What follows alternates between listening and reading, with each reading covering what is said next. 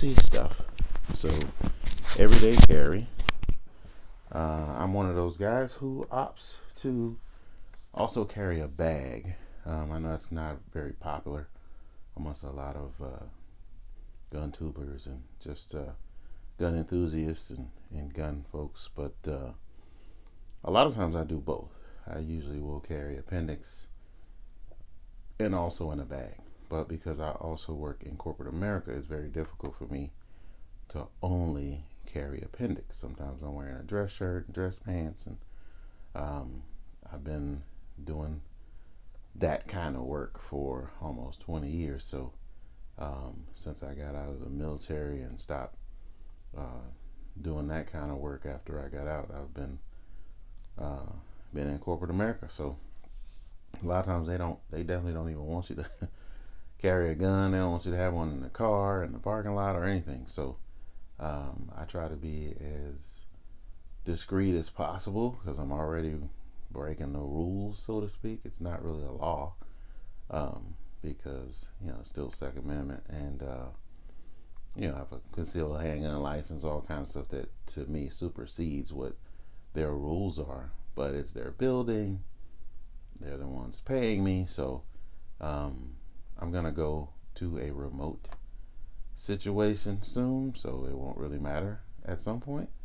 But that's not always easy to do, and not always the case. Sometimes they call you back into the office. So, but when I have a gun that I typically will put in my backpack, but whenever I have my firearm in the car, I usually try to put it in a bag and put the bag under my seat or something like that, because I want to be discreet, but I also want to be able to just be able to carry it if I need to.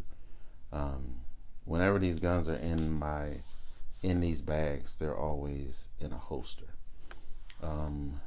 because I don't want to have a loaded firearm or just a firearm in general just kind of splashing around as I'm driving or anything like that. Obviously, safety is very important. And I know a lot of people with, the truck gun situation is controversial sometimes too, but I would say about 90% of the time I bring my gun back in every day. If I'm getting back in the car, I just have like this regiment of things that I take with me. Just like if I'm EDC and everything else, I take my bag with me too. So I will, in many instances, have more than one firearm at any given time. So I want to kind of go over the bag a little bit just because of what's in the bags. So I have different bags for different situations. I have like a little glass breaker here. It's also a pen. It actually works as a ballpoint pen. But I just like to have different things. And the whole concept of the bag is to be able to carry things that you can't carry on your person all the time. So if I'm going somewhere where, I don't know, I just feel like I really need more things, or just can't carry all of the stuff that I want to be able to carry, it's just easier for me. But I've got gum and mints and tissues and stuff, and some of them too, but so just never know. But one of the things I always have is a pepper spray. I usually have like a knife. And I have different kinds of pepper spray too, so I prefer gel over spray a lot of times, but I do see the need for spray in some instances too. But I always have an extra magazine somewhere in there.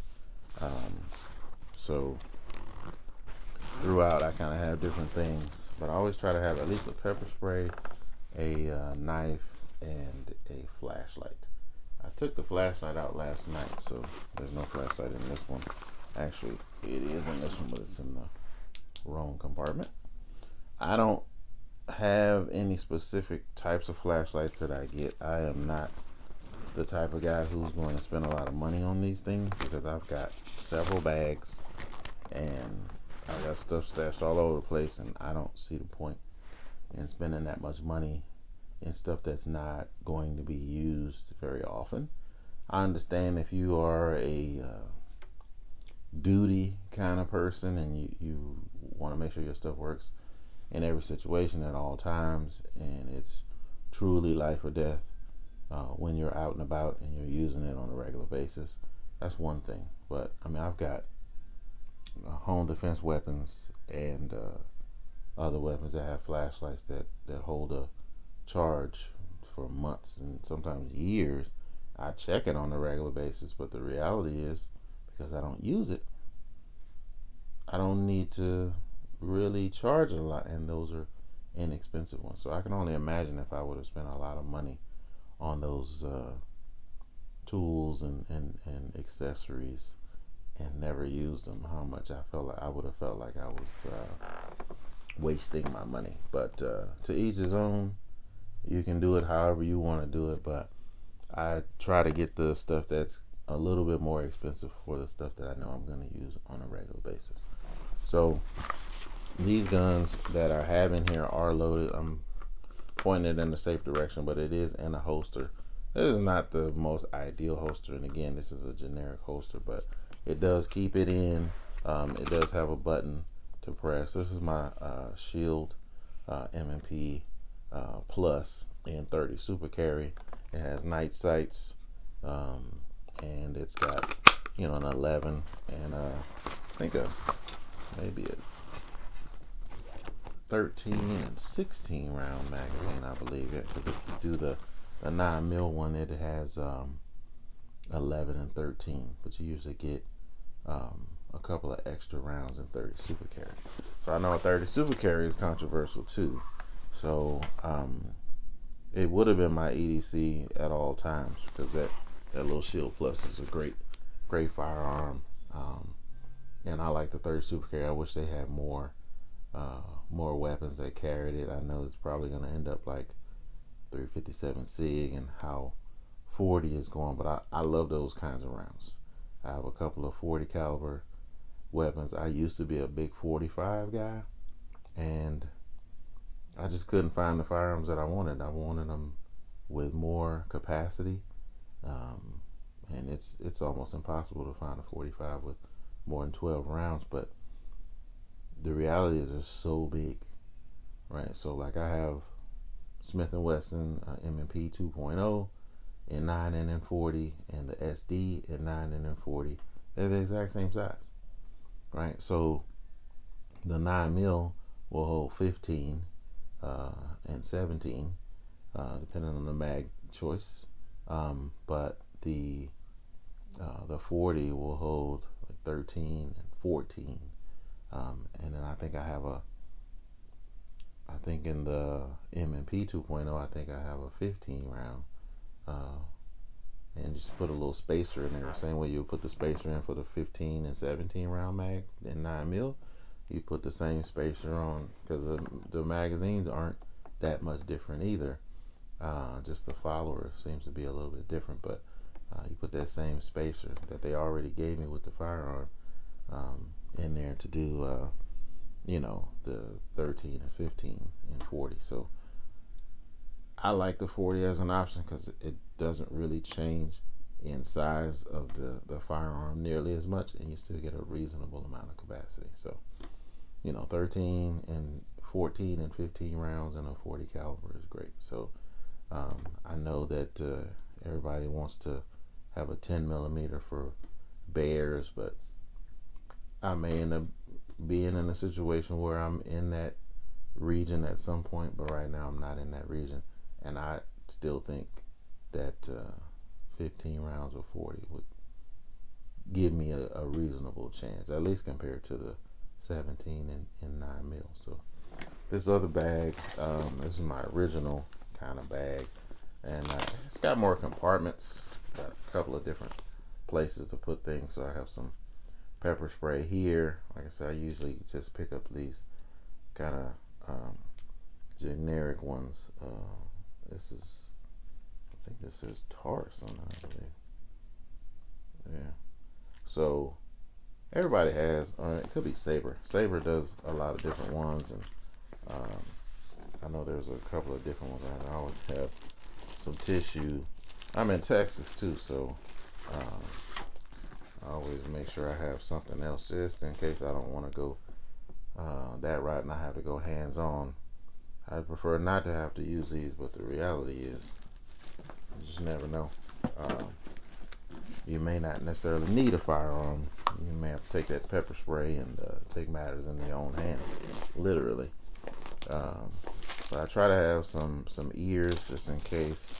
I don't know if I'll ever have time to put those on or even be aware that I should put them on, but you never know. I got a nice little pocket knife in there, and then one of these small little flashlights. I know I have a couple of these. I don't remember who makes them, but it's not a whole lot, but it's definitely better than nothing. Get caught after hours, and you're in your vehicle. I have a flashlight in my vehicle too, but if I'm without my bag, then that's kind of what I do.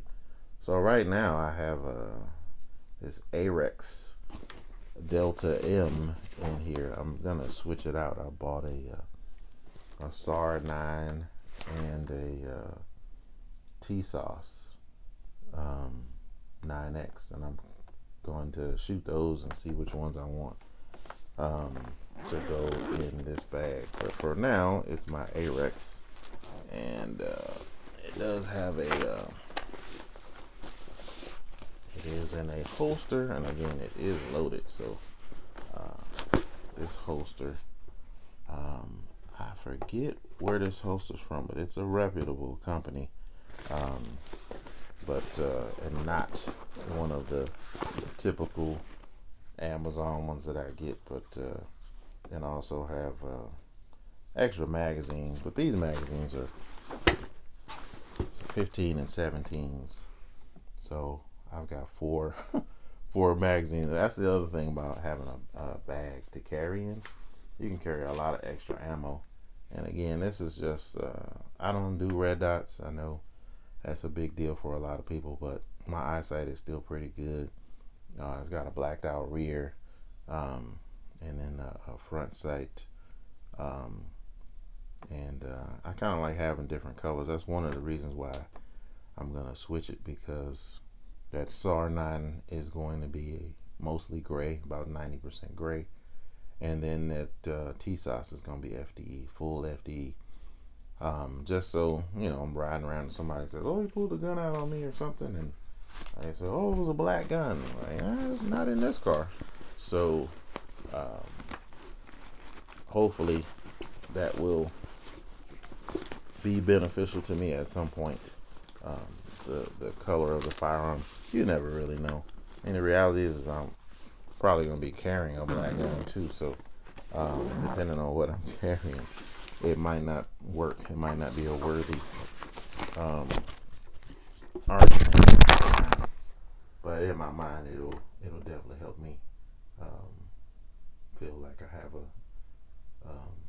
a chance to not have someone lie on me, because I've seen that over and over in some of these videos where people lie on people all the time. So that's it for the video. I think I'm going to do a home defense video next, and I have a couple of home defense weapons, so stay tuned.